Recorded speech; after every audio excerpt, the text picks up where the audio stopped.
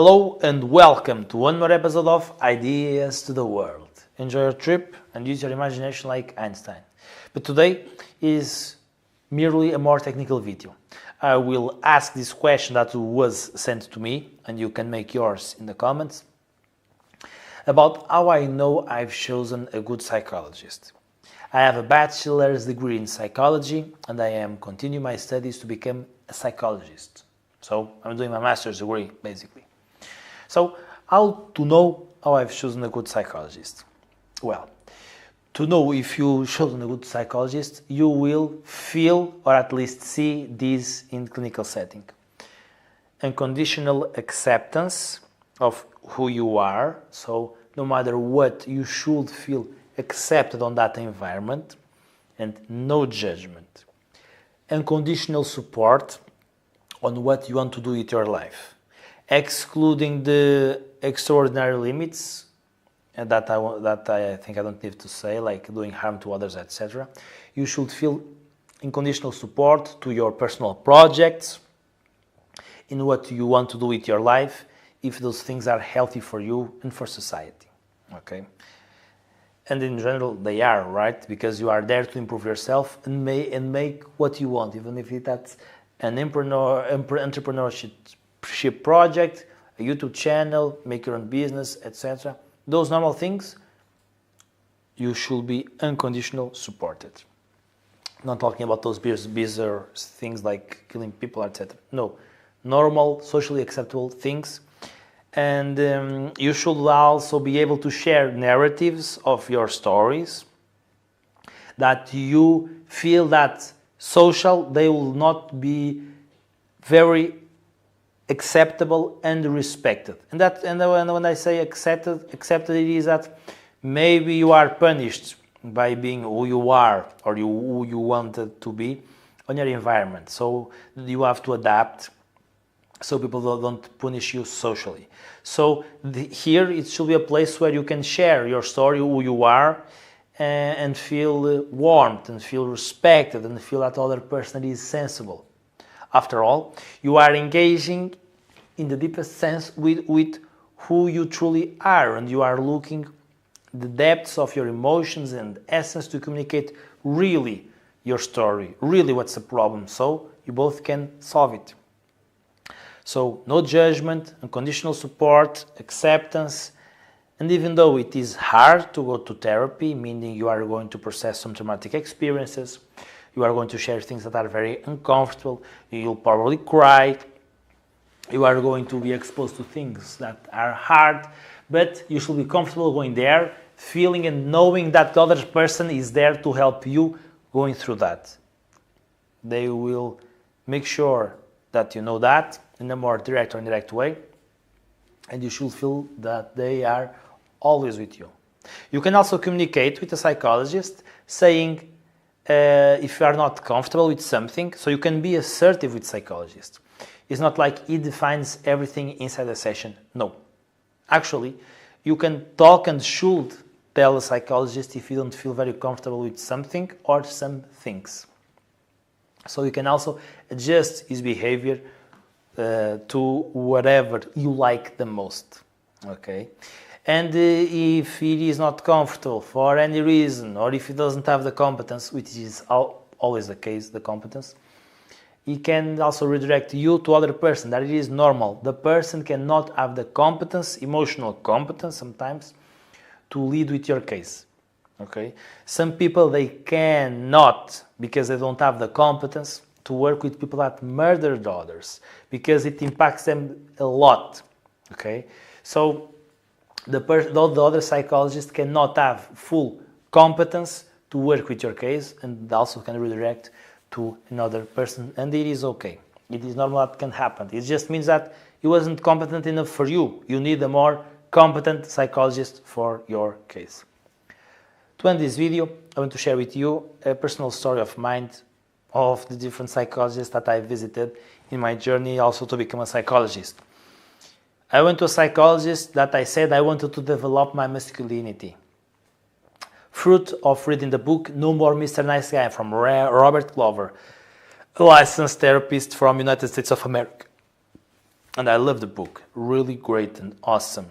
Thank God we have people like Robert Clover talking about these types of nice guy people, which can be women and men, and traits. In my case, I did not identify myself as a nice guy, but some traits I felt I could polish a little bit more and be better. And so yeah, I felt some traits were in the nice guy direction, but I wasn't the nice guy, so I felt I could be helped by some things in the book. And one of the things of the book was saying, develop your masculinity. So I said to the psychologist, this was like first session, I wanted to develop my masculinity. And she immediately reacted in a way that showed really, she was really impacted by what I said. And she said like,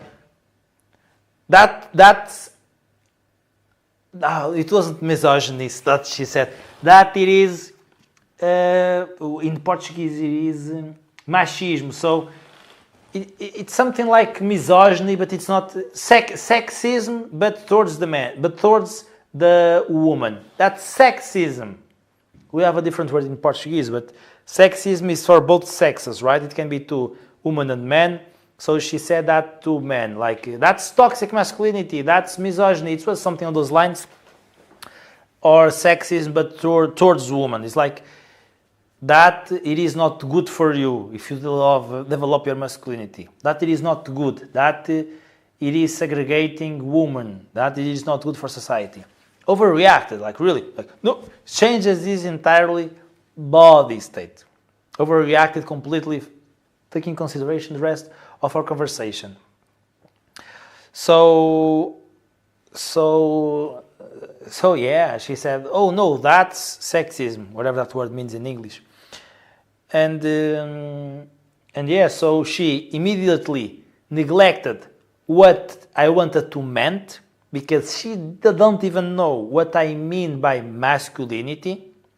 So she's coming from a place of presumption that knows what I want, a place of her starting from a place of knowing what I mean by masculinity, and that should not be part of psychotherapy. It can be used to communicate understanding, like, oh, I understand what you are being through, so you can connect emotionally in some way and feel safe and connection with the psychologist. But here it is bad, because it is like punishment, like I know what you mean by masculinity and it is not good. It is judging the other person without even ask more details. What it is masculinity for you? Why do you feel that you have to develop your masculinity? Why do you feel it is important to develop your masculinity? Why masculinity is important for you? How do you got to that conclusion? So help me reflect about that. So that was definitely a red flag in Psychologist. Overreacting and saying that what I wanted to do with myself was sexism. So yeah, that was definitely a red flag. Unfortunately, it was a center that was related to my university at the time. So it wasn't very good. Actually, I found my university very woke. Not very lots of teachers, but there were definitely politic ideology there. In fact, there is this critical theory or paradigm of critical investigation, something like that in English. Critical theory, critical investigation, which the objective of those type of research is to understand inequalities, and that can be in language. For example, here in Portuguese we have masculine words and feminine words. So we can say, we can refer to some profession in the masculine sense to talk about the global world. But in interactions we don't understand or know that. It's just a word like share. We say share and we know socially that it is every single share. We say professor, and we know that it is for every single professor. But in the nuances, if it was a feminine word, it will be professora, ra, okay? So it was like the masculine word to everything. Boys, girls, no matter what.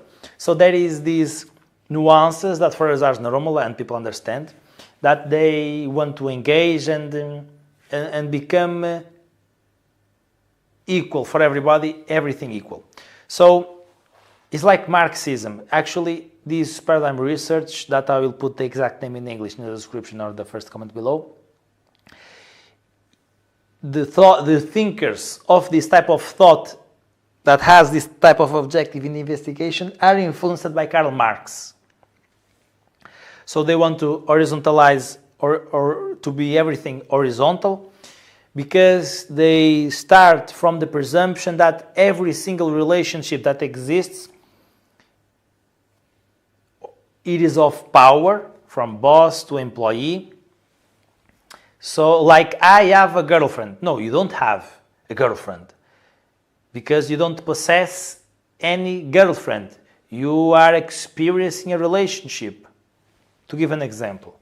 So it can get into those type of nuances, and yeah, it's really shit, you know. It's really shit because they are very manipulative and very emotionally attached with these ideologies, and I really have the opportunity and the privilege to see that in clinical setting. I just said masculinity and it was like red flag. Oh, no.